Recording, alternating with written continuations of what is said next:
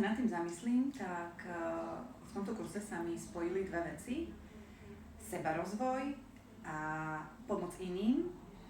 Takže ak aj vy rozmýšľate nad tým, že chcete pomáhať iným a zároveň chcete pomôcť sebe, alebo v prvom rade chcete pomôcť sebe, tak vám kurz Coach 69 vrelo odporúčam, pretože ja som chcela na začiatku odísť iná z tohto kurzu a taká aj som. Iná a lepšia. Maťka a Zuzka naozaj svojím osobným prístupom sprístupnili tento kurz aj obyčajným ľuďom, či ženám, či mužom, ktokoľvek sa prihlási. A fantastické je, že to v Košiciach.